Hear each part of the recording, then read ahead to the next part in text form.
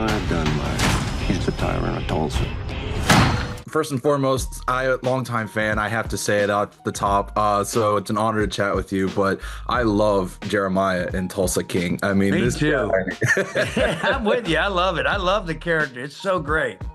Now, you are, of course, no stranger to villains, but one thing I am curious to hear is, what this character, how you went about finding this character compared to some of the other villainous characters you've played in the past. Well, it's so rich, and I certainly there's a lot of things that Jeremiah is involved in or that make him up that I'm around and used to and have known in my lifetime. I was born in Atlanta, Georgia. I know a lot of people down there. I'm a Scots-Irish guy. I'm a Christian. I go to church on a regular basis. I love that whole world, and I'm very committed to my faith, and to draw on that. And this is this guy, and this guy comes from a family legacy of moonshining and how important that is to him, and the distillery and his family and his forefathers and all his ancestors. I mean, it's a big deal. And right there, that's meaty. Now you know who this guy, and I represent all that. And when I show up to you, Dwight Manfredi, I'm bringing all that history with me. And that's kind of the way it was. You're going to see I'm bringing all my ancestors right here to you.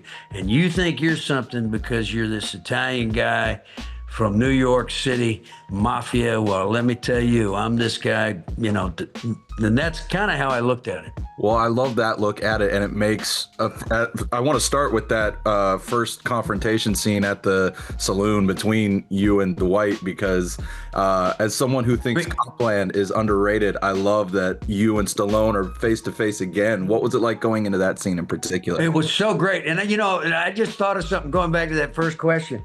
I mean, another thing is, I am the Dixie Mafia. I mean, there is this North-South rivalry thing that's steeped and goes back in, and it's another part of that whole legacy. Yeah. Right? All right. So there's all that still there too. But to work with Sly again after Copland, it was just wonderful. And we had done another movie after Copland, but to work with him again, it was certainly something I look forward to.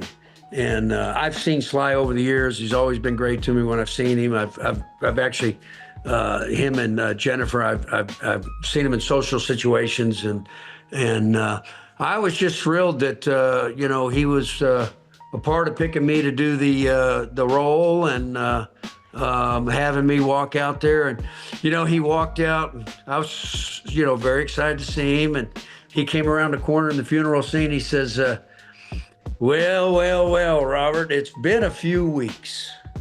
And I said, yeah, it's been a few years, buddy.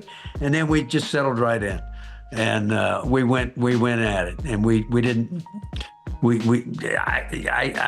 just a great experience. Over the years, I've had so many guys that are heroes of mine that I've gotten to work with, because Sly is a hero of mine. Rocky was a big movie when I was a junior in high school.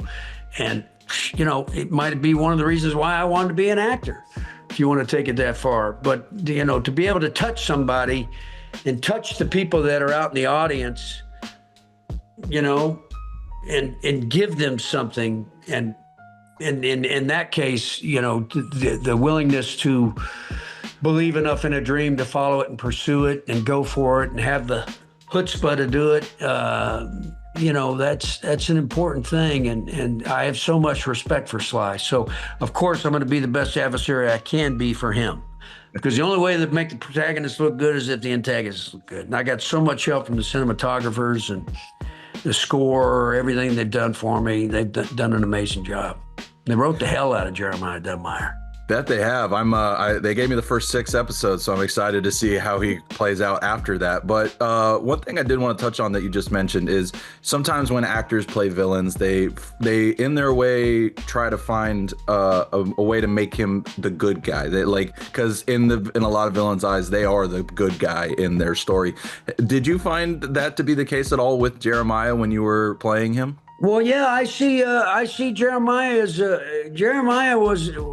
I still feel this way, that I was invaded. And I was doing my life and doing my business and doing my things the way I was doing it. And all of a sudden I got this guy that's cutting into my territory. My territory is being invaded. I'm being attacked. And so that's how I see it. So I feel like I'm justified in everything I'm doing. I'm defending my family. It's as if somebody's invading my home. That's what I base Jeremiah on. You are invading me. You are disrupting me. And I'm going to fight back.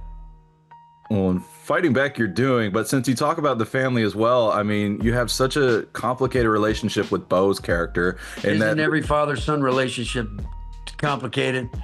Because the especially father for you wants on screen. The father wants so much more for the son. The father wants the son. He just sees all the son's potential. He wants him to live up to this. And this guy ain't cutting it. And my favorite son died. And, you know, I know my father, and certainly a lot of who I am is my father, and he was a tough guy. And, you know, I always tried to please him, and, you know, in his eye, I wanted to impress him and be something. And it's just the way it is for a father and a son. You know, it's a tough relationship, and it should be. It should be. You know, boys aren't supposed to be coddled. They're supposed to be boys. And that's how Jeremiah sees it. So with that in mind, now that the stakes are really getting high going into the back half of this season, I mean, if Bo's character were to go, what would Jeremiah think? Well, I think Jeremiah wants to establish the fact that he's grounded in his convictions and beliefs, and he is aware that there may be sacrifices that have to be made. I like that. I think that's an interesting little tease. And so I know you can't get into spoilers, but I would love to hear what you can tease about the back half of this season, about how intense the war is going to get now that Dwight and his crew are going for the bootlegging route instead of the proper route. I am going to fight Dwight Manfredi every way I can, find his vulnerabilities, figure out how to get to him. The more he attacks me, the more I'm coming for him. And we are going to, that is the extent of our relationship, and that's the way it's going to be. And I won't back down. Well, I think that's going to lead to some pretty explosive things in those final episodes. Keep watching Tulsa King. I will. I am not going to stop watching. You guys have me hooked. Okay, good. I have enough time for one or two more questions. So before Sure, buddy. You go, of course, also a huge Peacemaker fan. Sure. I was also a big fan of the Marine as well. So it's fun to put you guys back together. But yeah, we're also on the final two episodes of this season. I'd love to hear what you can tease about, you know, James and everybody has talked about how crazy these final episodes are. What can you tease about August? It's crazy. Yeah. It's crazy. It's crazy.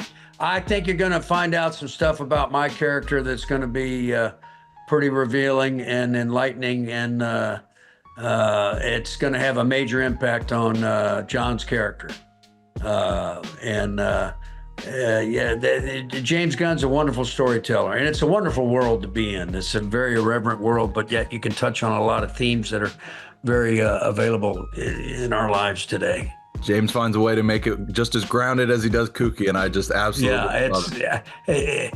He's fantastic. As a matter of fact, you've just touched on something, Grant, that I find myself in an enviable position, because two of the best storytellers right now, the most prolific guys, I happen to be working with both of them. And, James Gunn, Superman, Guardians of the Galaxy, Peacemaker, all the other stuff he's got going on, DC Studios. He's running that studio with Peter Safran. And then there's Taylor Sheridan. He's got all these shows going on. He's got all this stuff going on. I mean, I couldn't be luckier to be working with two of the most gifted guys in the business. It's really amazing how they spread themselves out, but not spread themselves thin. They are creative geniuses.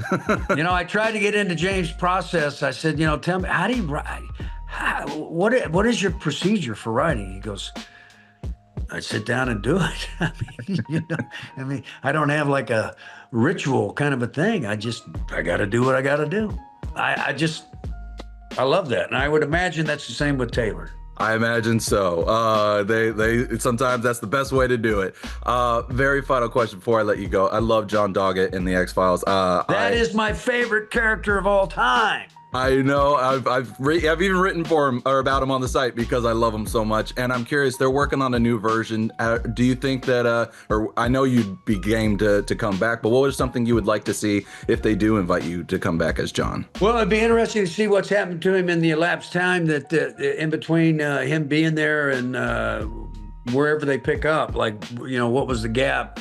They've never had me back before because of my schedule. I've always been too busy. But that's the character that's most dear to my heart. And what I loved about him was a very strong, tough guy, but had a heart of gold. And that's why he's so dear to me. Well, I'm keeping my fingers crossed they invite you back. But in the meantime, I'm keeping the word alive about Tulsa King because you guys are just killing it this season. And I cannot wait to see how you close it out. So, Robert, truly an honor talking with you. Thank you so much. What a pleasure, Grant. Thank you so much, man. I appreciate it. I am obligated to destroy everything you have built and everyone you love.